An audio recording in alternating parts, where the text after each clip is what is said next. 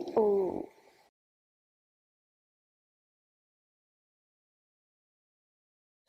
पतंजलि योग दर्शन के स्वाध्याय क्रम में पंचम सूत्र का स्वाध्याय हम कर रहे हैं। इस सूत्र में महर्षि पतंजलि जी वृत्तियों के विषय का वर्णन कर रहे हैं। वृत्तयः पंचतयः क्लिष्टा क्लिष्टाः। क्लिष्ट और अक्लिष्ट वृत्तियां पांच पांच प्रकार की हैं। क्लिष्टत्व क्या है, अक्लिष्टत्व क्या है, इसको महर्षि व्यास जी ने बहुत स्पष्ट शब्दों में हमारे सामने रखा।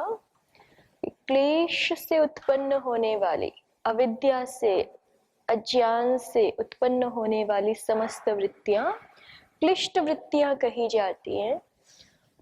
और ज्ञान विषय का जो वृत्तियां हैं, ज्ञान विषय वाली, यथार्थ वस्तु के स्वरूप को प्रकाशित करने वाली जो वृत्तियां हैं, वो वृत्तियां अक्लिष्ट वृत्तियां कही जाती।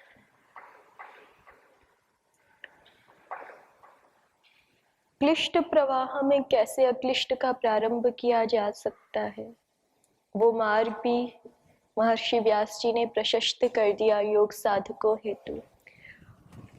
और अक्लिष्ट में भी किस प्रकार से क्लिष्ट की संभावना है, तो उसको देखते हुए कैसे सजग सावधान रहने की आवश्यकता है, इस ओर भी संकेत किया।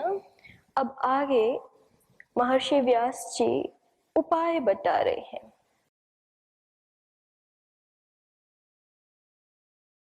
कि क्लिष्ट वृत्तियों के प्रवाह को किस प्रक्रिया से हम रोक सकते हैं, निर्मूल कैसे करें उसको।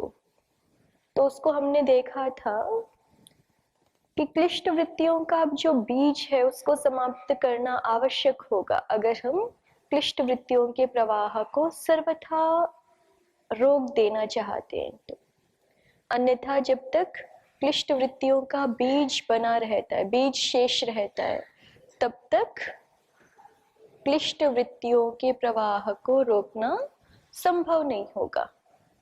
तो क्लिष्ट वृत्तियों का बीज क्या है? क्लिष्ट वृत्तियों का बीज है क्लेश। क्लेश हेतु कहा है ना, अर्थात वो संस्कार जिनसे क्लिष्ट वृत्तियां उत्पन्न होती हैं, उन संस्कारों को हमें निर्मूल करना है। उन संस्कारों को पूर्णतः भुने हुए बीज के समान करना है। बीज का उदाहरण बारंबार यहाँ दिया जाता है कि जैसे बीज जो है वो अपनी सामान्य अवस्था में है, तो उसको जब मिट्टी, पानी, हवा, सूर्य की रोशनी ये सब मिलेंगे तो वो सब अनुकूल वातावरण पाते ही वो बीज अंकुरित हो जाएगा, वृक्ष के रूप में पनप जाएगा। लेकिन उसी बीज को हमने भून करके रख दिया है, तो भून देते हैं ना, जैसे चने आप लोग देखते हैं, चने भून देते हैं। तो भून देने के बाद उसको कितना ही मिट्टी में डालो, कितने सूर्य की रोशनी हो, कितना पानी हो, तो भी तो नहीं उग सकता है ना।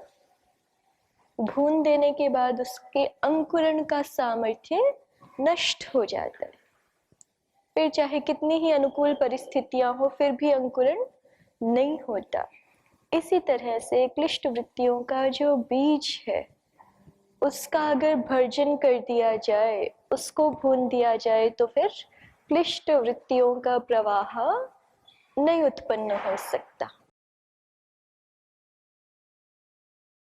तो क्लिष्ट वृत्तियों के जो संस्कार रूप बीज है उनका भर्जन कैसे किया जाए, उनको कैसे हम भुने हुए बीज के समान कर दें कि जिससे फिर कभी क्लिष्ट वृत्तियों का प्रवाह हमारे जीवन में ना उपस्थित रहे। उसका क्या उपाय? बीज को नष्ट करना है, लेकिन वो बीज तो हमें दिखता ही नहीं। संस्कार दिखते हैं क्या? हम संस्कारों का केवल अनुमान करते हैं, संस्कार दिखते नहीं है। इस व्यक्ति के ऐसे संस्कार है या मेरे अपने चित्त में ऐसे ऐसे संस्कार है, इसका हम केवल क्या कर पाते हैं, अनुमान कर पाते हैं। इसका प्रत्यक्ष नहीं होता। संस्कार प्रत्यक्ष योग्य नहीं है, इतने सूक्ष्म है। सामान्य अवस्था में, संयम की अवस्था में तो संस्कारों का साक्षात कर सकते हैं, जो विभूतिपाद में एक सिद्धि कही गई है, लेकिन उससे पूर्व सामान्य स्थिति में तो संस्कारों का साक्षात नहीं होता, प्रत्यक्ष नहीं होता। तो फिर संस्कारों का प्रत्यक्ष नहीं होता है तो उस पे हम कोई काम कैसे कर सकते हैं ना। जैसे स्वर्णकार के पास सोना होता है, उपलब्ध होता है उसको, तभी तो वो जो है वो उस पे कुछ चित्रकारी, कुछ उसको आकार देना, कुछ उससे कटक कुंडल बनाना आदि कार्य कर सकता है ना। उसको दिखता है सोना, नहीं दिखे तो उसको कोई आकार दिया जा सकता है? आपको संस्कार दिखते ही नहीं है, तो संस्कारों पर काम करके कैसे उसको जो है वो निर्बीज करेंगे। तो संस्कारों को कैसे बदलें, जिसको कि दूसरी शब्दों में कहें तो स्वभाव को कैसे बदलें। परम पूज्य श्री स्वामी जी महाराज कहते हैं ना, मनुष्य जीवन की सबसे बड़ी चुनौती यही है कि वो अपने स्वभाव को कैसे बदले। तो सामान्य लोकोक्तियां भी बहुत है, स्वभावो ही दुरतिक्रमः, स्वभाव का अतिक्रमण करना बड़ा मुश्किल है। स्वभाव बदलता नहीं है व्यक्ति का। ऐसी ऐसी खूब सारी लोकोक्तियां जो है वो संसार में प्रसिद्ध है, पर ऐसा प्रतीत होता है कि ये लोकोक्तियां जो है वो सांसारिक मनुष्यों के लिए समझनी चाहिए, जिन्होंने योगाभ्यास में कदम नहीं रखा है। अगर योगाभ्यासी के लिए भी हम इसी को सत्य समझें कि स्वभाव बदला नहीं जा सकता, तो फिर योगाभ्यास प्रारंभ करने का फल क्या होगा। योगाभ्यास तो हम इसीलिए प्रारंभ करते हैं ना, कि हम जहाँ खड़े हैं वहां से अपने स्वभाव को परिवर्तित कर सके। तो महर्षि व्यास जी तो कह रहे हैं कि स्वभाव में परिवर्तन संभव है, पुरुषार्थ साध्य अवश्य है, लेकिन संभव है। जो पुरुषार्थ करेगा उसके लिए संभव हो जाएगा अपने स्वभाव को परिवर्तित करना, अपने संस्कारों को परिवर्तित करना। तो उसका उपाय क्या है, संस्कारों को कैसे बदल दें, किसी स्वभाव को कैसे परिवर्तित कर सके, हम निम्न से श्रेष्ठ की ओर कैसे जा सके, उस उपाय को बता रहे हैं कि स्वभाव या संस्कार वो तो हमें प्रत्यक्ष होते नहीं है, संस्कार प्रत्यक्ष होते नहीं, और संस्कारों को हम परिवर्तित करना चाहते हैं, तो उनको परिवर्तित करने का क्या उपाय है उसको अग्रिम पंक्ति में कहते हैं। देखिए, तथा जातीयकाः संस्काराः वृत्तिभिरेव क्रियन्ते वृत्तयश्च संस्कारैरिति। तथा जातीयकाः संस्काराः, उस प्रकार के संस्कार, वृत्तिभिरेव क्रियन्ते, वृत्तियों के द्वारा ही किए जाते हैं। उस प्रकार के संस्कार, तथा जातीयकाः, तथा जातीयकाः माने उस प्रकार के, उस जाति वाले, उस प्रकार के, जाति शब्द यहाँ प्रकार अर्थ में है, उस प्रकार के संस्कार वृत्तिभिरेव क्रियन्ते, वृत्तियों के द्वारा ही किए जाते हैं। संस्कारैश्च वृत्तयः, उन संस्कारों के द्वारा वो वृत्तियां उत्पन्न की जाती। ये एक क्रम बताया महर्षि व्यास जी ने। क्या होता है, तथा जातीयकाः संस्काराः, हम संस्कारों में परिवर्तन करना चाहते हैं ना, तो महर्षि व्यास जी हमें बता रहे हैं कि तथा जातीयकाः संस्काराः वृत्तिभिरेव क्रियन्ते, जो जो हमारे चित्त में संस्कार हैं वो संस्कार किसके द्वारा किए गए हैं, वृत्तियों के द्वारा किए गए हैं। वृत्तियों ने बनाया संस्कारों को, जैसी हमारी वृत्तियां थी वैसे हमारे क्या हो गए, संस्कार हो गए। पहले भी हमने समझा था संस्कार क्या होता है, जो भी हम कर्म करते हैं, मानसिक, वाचिक या शारीरिक, उसकी एक छाप पड़ती जाती है शरीर में, वाणी में, मन में होता जाता है ना। जैसे इसको ऐसे भी समझ सकते हैं, जैसे आप लोग जब यहाँ आए थे और आपको संस्कृत भाषा का परिचय नहीं था, तो अष्टाध्यायी के सूत्र बोलने में, गीता जी के श्लोक बोलने में, वाणी में कितनी असहजता होती थी। फिर धीरे धीरे क्या होता है, वो असहजता हटती जाती है, निपुणता आती जाती है, पाटव आता जाता है। वो कैसे आता है, जब आप एक एक बार बोलते हैं, एक एक बार बोलते हैं, तो उसकी कोई छाप जो है, वो उसकी कोई स्मृति रह जाती है, उसका कोई संस्कार रह जाता है। उसका कोई संस्कार ना रहे तो ये निपुणता, ये पाटव नहीं आ सकता है ना। तो ऐसे ही इसी तरह से हर क्रिया में समझिए, हम मन से जो विचार करते हैं वो सारा एक क्षण के लिए भी छूटता नहीं है, कोई भी क्षण छूटता नहीं है। हम ऐसा नहीं सोच सकते कि ये विचार तो हम कर लें किंतु इसके संस्कार से हम बच जाएं, ऐसा नहीं होता। मन से हम जो भी विचार करते हैं उसका सबका संस्कार बनता जाता है। शरीर से जो करते हैं उसका तो और भी प्रबल संस्कार बनता है, वाणी से जो करते हैं उसका और प्रबल संस्कार बनता है। क्योंकि मन की अपेक्षा वाग व्यवहार और शारीर कर्म ये और ज्यादा ठोस धरातल पर निष्पन्न होते। तो जो हम शरीर से करते हैं, वाणी से करते हैं, मन से करते हैं, उस सब से ही संस्कार बनते हैं। उसको अगर हम बदल देंगे तो संस्कार बदल जाएंगे। संस्कार हमें नहीं देख रहे, फिर भी संस्कारों का परिवर्तन किया जा सकता है। कैसे किया जा सकता है? क्योंकि संस्कार वृत्तियों से बनते हैं और वृत्तियां हमें दिखती हैं, वृत्तियों का हमें प्रत्यक्ष है। तो वृत्तियों को अगर हम परिवर्तित कर दें तो तद अनुकूल संस्कार ही निर्मित होंगे। अगर हम चाहते हैं कि हमारे संस्कार श्रेष्ठ हों तो हमें अपनी वृत्तियां भी श्रेष्ठ बनानी होंगी। अनुचित अयुक्त वृत्तियों को रोक करके, अनावश्यक विचारों को, व्यर्थ विचारों को, हानिकारक विचारों को रोक करके उत्तम वृत्तियां अपने चित्त में प्रारंभ करनी हो। कर सकते हैं ना, वृत्तियां तो हमारे नियंत्रण में है।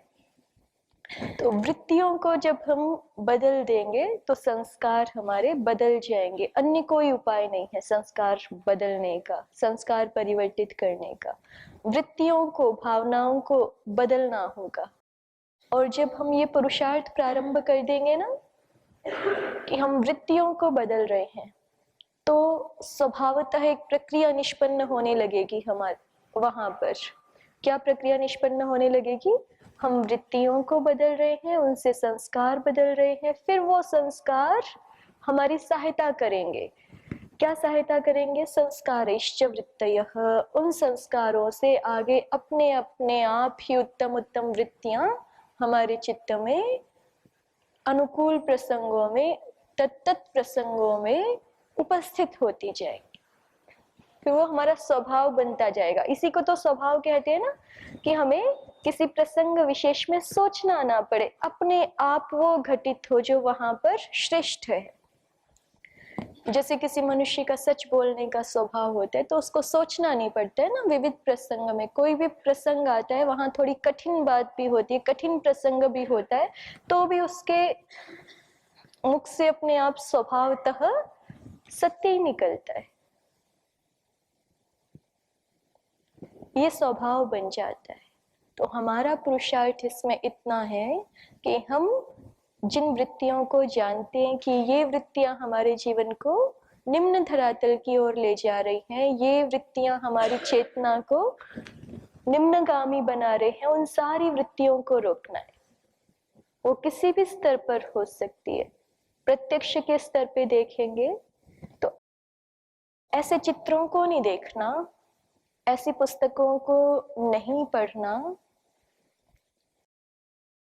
टीवी पर ऐसे कार्यक्रमों को नहीं देखना, ऐसी डॉक्यूमेंट्रीज को, ऐसे एड्स को नहीं देखना जो हमारी चेतना को निम्नगामी बनाते। हर एक का प्रभाव है, ऐसा नहीं कह सकते कि हम तो इनसे ऊपर उठ चुके हैं, देख लिया तो भी क्या है, हमारा चित्त प्रभावित नहीं होगा, ऐसा नहीं कह सकते। कब तक नहीं कह सकते हैं? जब तक चित्त में सारे क्लेश दग्ध बीज भाव तक नहीं पहुंचे। जैसे हमारा शरीर है जब तक, तो जो भी हम भोजन ग्रहण करते हैं उसका प्रभाव होगा ही ना। उसके सात्विक राजस तामस होने से अंतर पड़ता है। भोजन अगर हमारा सात्विक होता है तो मन सात्विक स्थिति में होता है। भोजन राजसिक हो जाए, बहुत अधिक मिर्च मसाले वाला, बहुत अधिक खट्टा, बहुत अधिक नमकीन, तो उसका चित्त पे भिन्न प्रभाव होता है। और तामस भोजन हो जाए तो उसका भिन्न प्रभाव होता ही है, उसका निषेध नहीं किया जा सकता। ऐसे ही हम कानों से जो सुनते हैं वो सात्विक सुना हमने,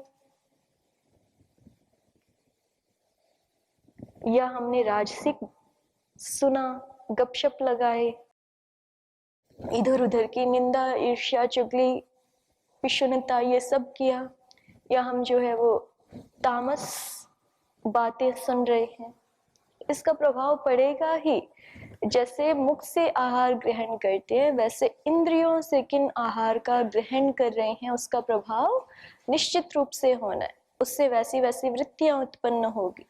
इसलिए बहुत सावधान रहना चाहिए योगाभ्यासी को कि हम क्या देख रहे हैं, हम क्या सुन रहे हैं, हम क्या पढ़ रहे हैं, किस प्रकार के चित्रों को देख रहे हैं, किस प्रकार के लोगों के साथ संग कर रहे हैं। तो इंद्रियों से जो हम ग्रहण करते हैं उस पे भी हमारी वृत्तियां बहुत कुछ निर्भर करती है। फिर दूसरा, उससे सूक्ष्म स्तर पे जाएंगे तो ठीक है, इंद्रियां तो बाहर के आलंबनों को विषय रूप में हमारे सामने उपस्थित करती हैं, वृत्ति रूप में हमारे सामने उपस्थित करती है। उसमें भी हम चयन कर सकते होते हैं। आवश्यक नहीं है कि सब कुछ सुना जाए, आवश्यक नहीं है कि सब कुछ बोला जाए, सब कुछ देखा जाए। आवश्यक है क्या? बचा सकते हैं ना हम स्वयं को। अगर हम सावधान हैं कि अगर हम गलत देखते हैं, सुनते हैं, बोलते हैं तो हमारा चित्त मलिन होगा। जिस लक्ष्य पे हम पहुंचना चाहते हैं उसमें अवरोध उत्पन्न हो जाएगा, उसमें बीच में हम स्वयं बाधा डाल लेंगे। अगर हम ऐसा करेंगे, ऐसी सावधानता हमारे चित्त में है तो हम स्वयं को वहां से रोक सकते हैं। फिर उससे और सूक्ष्म स्तर पे आ जाए कि हम अपने मन में कैसा वातावरण बना के रखते। अपने मन का वातावरण तो 100% हम पे ही निर्भर करता है कि अपने मन के वातावरण को हम कैसा बना के रखें।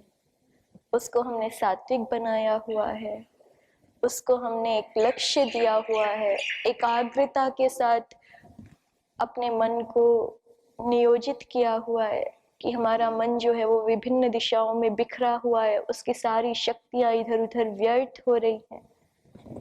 ये हम पे निर्भर करता है।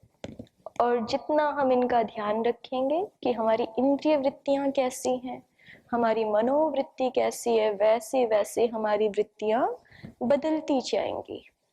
बिना सजग हुए नहीं हो सकता, सजग होना होगा योगाभ्यासी को। उसके सजग होने से ही वृत्तियों में परिवर्तन हो सकता है, और वृत्तियों में परिवर्तन ही संस्कार के परिवर्तन का कारण बनता है। बिना उसके संस्कार परिवर्तन किसी भी प्रकार से संभव नहीं है। इसलिए महर्षि व्यास जी बहुत निगूढ़ता से ये ध्यान दिला रहे हैं, बहुत स्पष्ट रूप से हमारे सामने ये विषय रख रहे हैं। तथा जातीय काह संस्काराः वृत्तिभिरेव क्रियन्ते। उस प्रकार के संस्कार जैसे आप अपने चित्त में डालना चाहते हैं डाल सकते हैं, बना सकते हैं नए संस्कार। क्या करना होगा? वैसी वैसी वृत्तियां उत्पन्न कीजिए, वैसी वैसी पुस्तकें पढ़िए, वैसे वैसे महापुरुषों की जीवनियां पढ़िए, वैसा वैसा ईश्वरोपासना का प्रसंग अपने जीवन में बारंबार उपस्थित कीजिए। जो आप चाहते हैं, जिस प्रकार के संस्कार डालना चाहते हैं, वैसी वैसी वृत्तियां बनाइए। तो तथा जातीय काह संस्कारा वृत्तिभिरेव क्रियन्ते। संस्कारैश्च वृत्तयः, और उन संस्कारों से फिर वैसी वृत्तियां उत्पन्न होने लग जाएंगी। आप चाहते हैं ना किसी प्रसंग विशेष में कि ऐसे प्रसंग में मेरे मन में ऐसा विचार नहीं आना चाहिए, ऐसा आना चाहिए। जरा सी भी सावधानता होती है तो पता चलता है। अगर कुछ भी अनुचित विचार आता है तो ऐसा लगता है, वहां थोड़ा कष्ट ही होता है कि ये विचार क्यों आया, ऐसा नहीं आना चाहिए था, ऐसा आना चाहिए था। तो वो ऐसा आने लग जाए अपने आप से, उसके लिए पहले थोड़ा पुरुषार्थ करना पड़ता है, उसके लिए पहले वैसे संस्कार बनाने पड़ते हैं। हमने कल भी देखा था,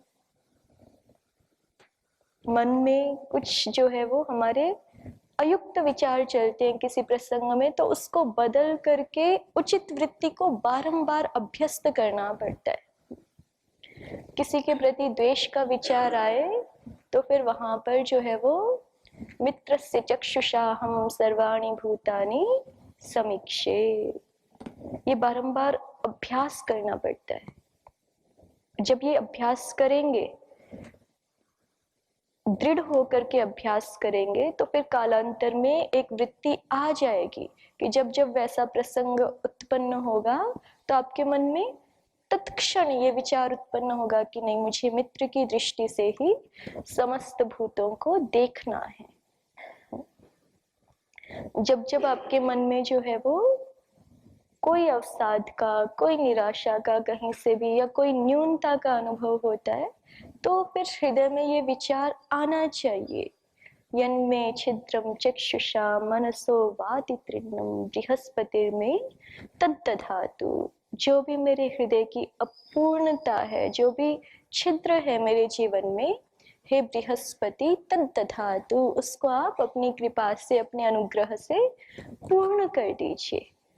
ये बारंबार आना चाहिए, ये अभ्यास पहले होगा, तो जब आगे जीवन में कभी इस प्रकार का प्रसंग उपस्थित होगा तो अपने आप से, इसीलिए स्वाध्याय किया जाता है, इसीलिए शास्त्रों का अभ्यास किया जाता है, इसीलिए श्लोकों का स्मरण किया जाता है। जब किसी कार्य को करते हुए मध्य में कोई बाधा आ जाए, आप उस कार्य से विरत होना चाहें, तो आपके मन में वो श्लोक अपने आप गूंजना चाहिए, महर्षि भर्तृहरि का, प्रारभ्यते न खलु विघ्नं भयेन नीचैः प्रारभ्य विघ्न विहता विरमन्ति मध्या।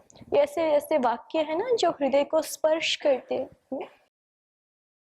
जब कभी आपको अपने आत्म प्रशंसा का कभी बहुत मन करे, तो आपको आपके मन में आना चाहिए वेद भगवान की क्या आज्ञा है, स्वेन क्रतुना संवदेत। वाणी से बोलने की आवश्यकता नहीं है, कर्म अपने आप बोल दे।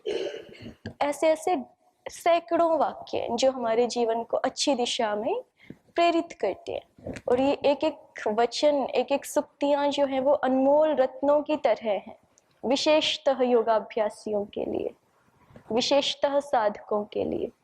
जैसे कोई धनिक होता है, उसको अपने हीरे मोती रत्नों से बहुत प्रेम होता है ना, उनको बड़े संभाल के रखता है, वैसे इस जीवन में जो है वो इन वचनों को, इन विचारों को हमें बहुत संभाल करके अपनी पेटी में सुरक्षित रखना चाहिए कि जब प्रसंग हो, उनके साथ इतनी मित्रता करनी चाहिए, इतनी ज्यादा मित्रता करनी चाहिए कि जब प्रसंग हो वो तुरंत आपकी सहायता के लिए स्वयं आ जाए, आपको बुलाना भी ना पड़े। ठीक है, तो उनके साथ इतनी मित्रता करनी होगी। इसी अभिप्राय को महर्षि व्यास जी इस रूप में कह रहे हैं कि वैसी वैसी वृत्तियां हम बनाएं तो वैसे संस्कार हो जाएंगे, और वो संस्कार फिर आगे उपस्थित होने वाले प्रसंगों में हमारी सहायता करेंगे। वो कठिन प्रसंगों में भी, जीवन के कठिन प्रसंगों में भी उत्तम वृत्तियों से हमारी सहायता करेंगे, उत्तम वृत्तियों को उत्पन्न करके। ये उत्तम वृत्तियों का उत्पन्न होना कठिन प्रसंगों में बहुत बड़ा महत्व रखता है, क्योंकि हमारा सारा जीवन ही तो चयन है ना। हम प्रत्येक क्षण जो है वो चयन के क्षण में खड़े होते हैं। सुबह उठते ही यात्रा शुरू हो जाती है ना, उठने से भी पहले ही घंटी सुनाई पड़ती है तो जागे कि नहीं जागे, ये चयन आता है सामने। अब आप क्या चुनते हो, ये आपके आगे के दिन का निर्धारण करता है ना। आपका स्वाध्याय का समय है, स्वाध्याय करें कि नहीं करें, ये चयन आता है। आप जो है वो कक्षा में बैठे हैं, अध्यापक की, आचार्य की बात ठीक से सुने कि नहीं सुने, अपने विचारों में गायब रहे। ये चयन आता है वहां पे, ये छोटे छोटे चयन है। इसी तरह से जीवन में कभी बड़े बड़े भी चयन आते हैं। वहां पर आपका एक हाँ करना और एक ना करना आपके जीवन की पूरी दिशा को बदल देता है। कोई प्रलोभन, कोई आकर्षण सामने खड़ा होता है, जितने बड़े बड़े स्तर पे पहुंच जाएंगे ना, उतने बड़े बड़े आकर्षण सामने आएंगे। वहां हमारी एक हाँ और एक ना पूरे हमारे जीवन की दिशा को बदल देता है। तो कैसे हमारा चयन ठीक हो, कैसे हमारा विवेक का सामर्थ्य बढ़े, उसके लिए बहुत आवश्यक है कि पहले हम ज्ञान के संस्कार बनाएं। अज्ञान के संस्कारों से रहित होकर के ज्ञान के संस्कार बनाएं। जितने ज्ञान के संस्कार होंगे उतना वस्तु ठीक ठीक दिखेगी ना सामने।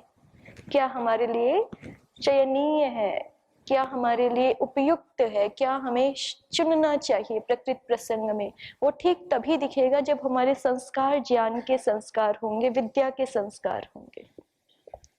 नहीं तो ठीक नहीं दिखता।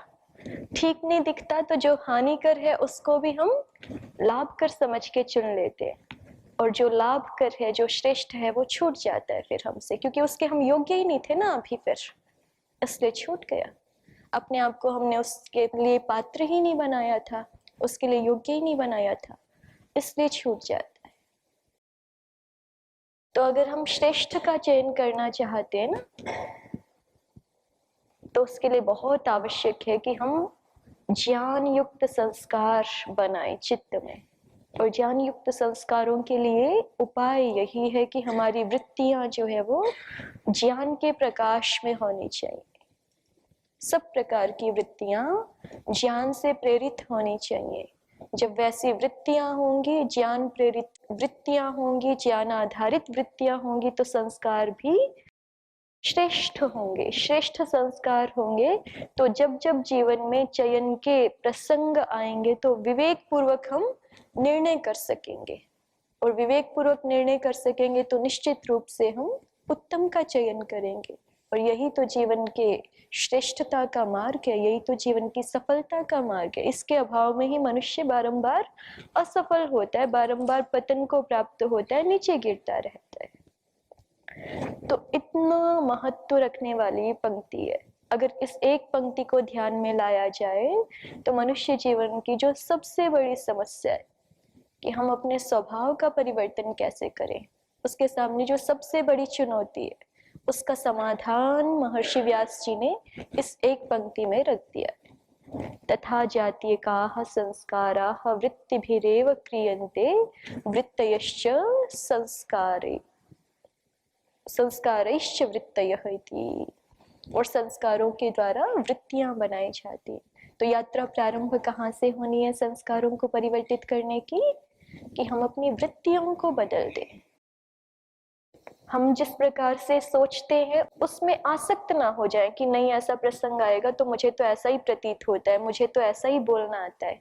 कई बार किसी व्यक्ति को कोई ध्यान दिलाता है ना, तो वो उसको बड़ी आसानी से टाल देते हैं कि ये मेरा तो स्वभाव ही ऐसा है, मेरी तो वाणी ही ऐसी है।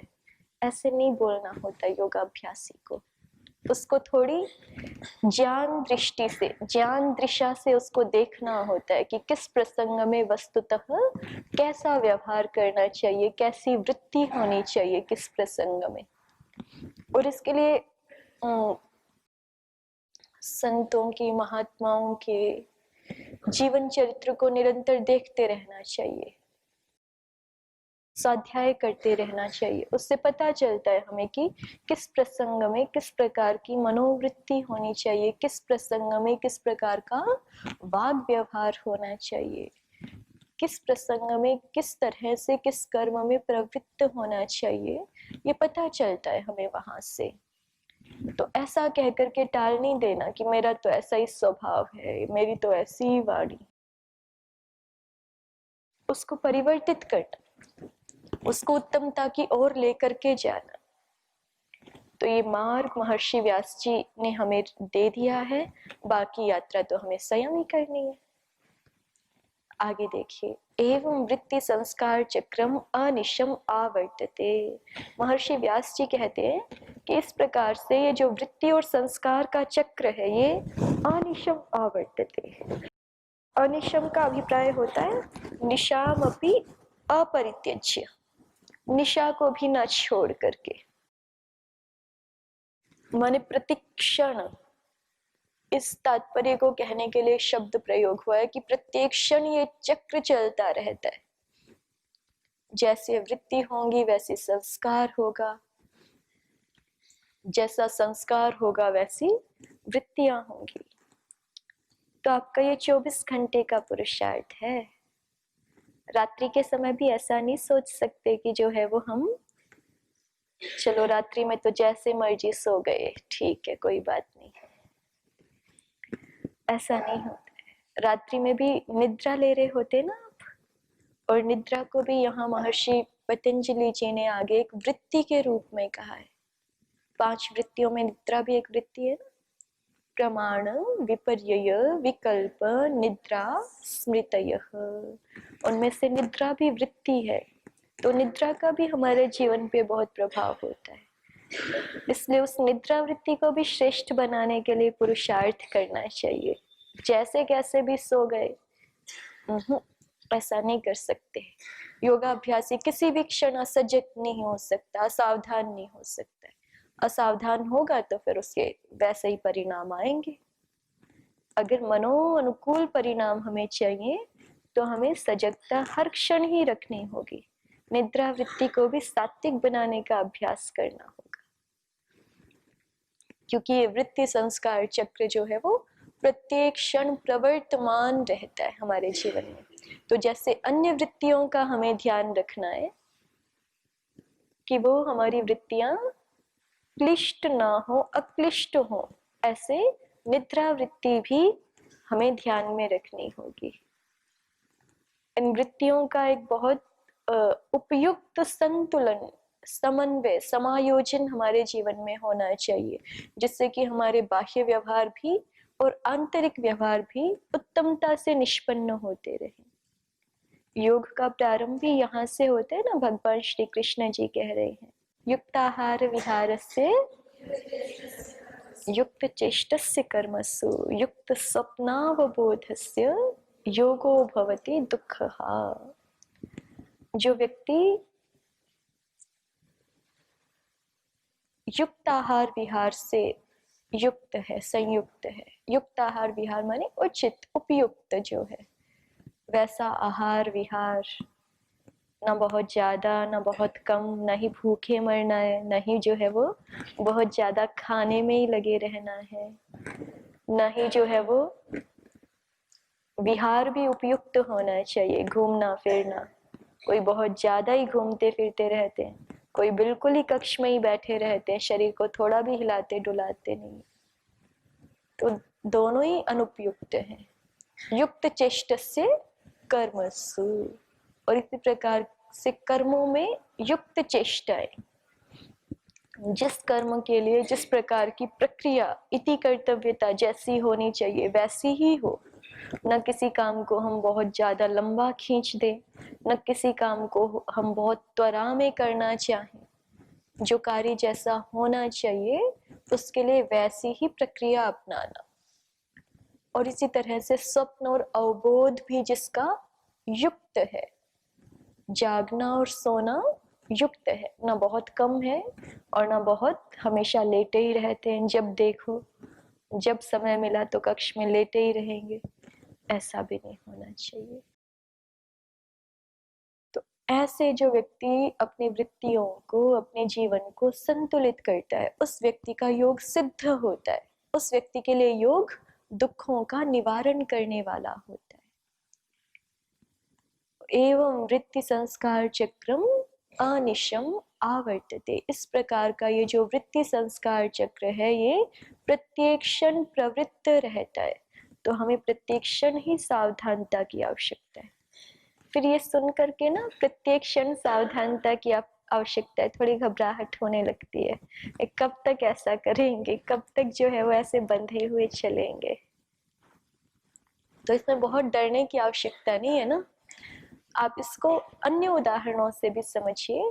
साइकिल चलाने में आपको बहुत सावधानता की आवश्यकता कब तक होती है? जब तक अच्छे से चलाना नहीं सीखते तभी तक ना, जब तक थोड़ा उसमें एक्सपर्ट नहीं हो जाते तभी तक। कार चलाने के लिए बहुत सावधानता की आवश्यकता कब होती है? प्रारंभ में ही होती है ना, जब तक हम उसमें एक कुशलता हासिल नहीं कर लेते। उसके बाद तो लोग जो है वो बिना इधर उधर देखते हुए भी चला लेते हैं, बिना सामने देखे, है ना, हाथ छोड़ करके भी चला लेते, फोन पे बातें करते हुए भी चला लेते। ऐसा ही है यहाँ पर भी। ये बहुत सजगता तब तक रखने की आवश्यकता होती है जब तक हम मन के एक्सपर्ट नहीं बने। मन को कैसे ड्राइव करना है उसके एक्सपर्ट जब तक नहीं बने हैं तब तक बहुत सावधानता की आवश्यकता है। जब उसके एक्सपर्ट हो जाएंगे तो फिर वो स्वभावतः उसी दिशा में चलेगा जहां हम चलाना चाहते, फिर उतनी सावधानता की अपेक्षा नहीं रहती। लेकिन एक बार इतना पुरुषार्थ तो करना आवश्यक है ना, जैसे हम कार को ड्राइव करने में एक्सपर्ट होने के लिए तो पुरुषार्थ करते ही है ना, उसी तरह से अपने मन को ड्राइव करने में भी एक बार एक्सपर्टीज हासिल करने की आवश्यकता है, कुशलता हासिल करने की आवश्यकता है।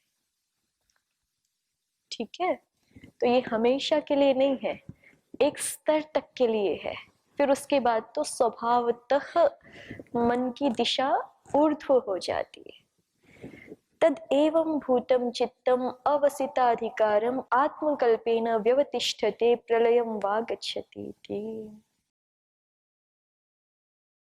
अब ऐसा कहते हैं तद एवं भूतम चित्तम, तो ये इस प्रकार का जो चित्त है जो कि वृत्ति और संस्कार के चक्रों से युक्त है। किस प्रकार का चित्त? वृत्ति संस्कार चक्र से युक्त चित्त, ऐसा चित्त अवसिताधिकारम, अवसितः अधिकारः यस्य तत् अवसिताधिकारम। अवसित कहते हैं समाप्त को।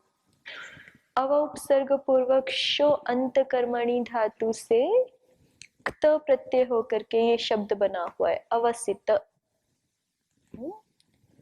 तो अवसित का अभिप्राय शो धातु है ना यहाँ पे, अंत कर्मणि इस अर्थ में, माने अंत कर्मणि अर्थात कर्म की समाप्ति। तो अवसित शब्द का अर्थ हो जाता है समाप्त। तो अवसिताधिकारम का क्या अर्थ हो गया? समाप्ताधिकारम। ऐसा चित्त जिसका अधिकार समाप्त हो गया है। चित्त का अधिकार क्या है? इसको महर्षि पतंजलि जी द्वितीय पाद में बताएंगे कि चित्त, चित्त को दृश्य शब्द से भी कहा था ना पिछले सूत्र में महर्षि व्यास जी ने। चित्तम अयस्कांत मणिकल्पम सन्निधि मात्रोपकारी दृश्यत्वेन संभवति पुरुषस्य स्वामिनः। चित्त को दृश्य कहा था। तो ये दृश्य का अधिकार कब तक रहता है? इसको 18वें सूत्र में साधन पाद में बताया महर्षि पतंजलि जी ने। प्रकाश क्रिया स्थितिशीलम भूतेन्द्रियात्मकम भोगापवर्गार्थम दृश्यम। ये जो दृश्य है इसका अधिकार क्या है? भोग और अपवर्ग की प्राप्ति कराना, ये दृश्य का अधिकार है। दृश्य का अधिकार कह लीजिए, चित्त का अधिकार कह लीजिए। तो चित्त अधिकृत है, जैसे कोई व्यक्ति अधिकृत होता है ना किसी कार्य के लिए, किसी को हम नियुक्त करते हैं कि आपको इस शिविर की व्यवस्था करनी है, तो जब तक वो शिविर चल रहा है तब तक व्यक्ति अधिकृत है, उसके बाद उसका अधिकार समाप्त, उसका कार्य समाप्त। ठीक है ना, अपने आप से ही हो जाता है। तो इसी तरह से चित्त को अधिकृत किया गया है, चित्त को नियुक्त किया गया है। किस प्रयोजन के लिए? भोग और अपवर्ग प्रयोजन के लिए। भोग क्या है? हमने जो पहले किया हुआ है कर्म, कर्माशय का प्रचय, या जो हम इस जन्म में कर रहे हैं तदानुकूल सुख दुख की प्राप्ति हमें करा देना, सुख दुख रूप फलों को प्राप्त करा देना, ये तो भोग है। और अपवर्ग अर्थात कैवल्य की प्राप्ति, मोक्ष की प्राप्ति, अपने स्वरूप में अवस्थिति, इसको प्राप्त करा देना, ये चित्त का अधिकार है। तो जब ये दोनों प्रयोजन पूरे हो जाएंगे तो हमारा चित्त कैसा हो जाएगा? अवसिताधिकारम चित्तम, ऐसा चित्त जो सामान्य दशा में वृत्ति संस्कार से युक्त रहता है, ऐसा चित्त जब किस स्थिति में पहुंचेगा? अवसिता अधिकार स्थिति में पहुंचेगा, समाप्त अधिकार स्थिति में पहुंचेगा, माने भोग और अपवर्ग प्रयोजन को पूर्ण करा चुका होगा। तो ऐसा चित्त आत्मकल्पेन व्यवतिष्ठते, वो आत्मा के तुल्य पवित्र होकर के रहता है। फिर जब उसका अधिकार समाप्त हो जाता है तो उसकी अपनी स्थिति चित्त की कैसी होती है? आत्मकल्पेन व्यवतिष्ठते। कल्प शब्द को हमने पहले भी देखा है ना, जैसे गुरु कल्प, ऋषि कल्प, वैसे ही बोल रहे हैं आत्मकल्पेन, आत्मा के तुल्य पवित्र होकर के व्यवतिष्ठते रहता है। प्रलयम वागच्छति इति, जब तक उस योगी का देह रहता है तब तक चित्त भी उसका कैसा रहता है? जैसे आत्मा निर्विकार है, निर्लिप्त है, पवित्र है, शुद्ध बुद्ध है, वैसे ही उसका चित्त भी आत्मा के समान पवित्र होकर के रहता है।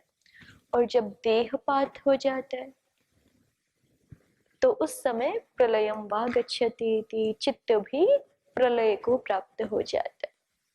ये चित्त के बारे में, चित्त की क्या स्थिति रहती है, चित्त रूप जो हमारा साधन है उसकी क्या अवस्थाएं होती है, ये महर्षि व्यास जी ने इन पंक्तियों में स्पष्ट कर दिया।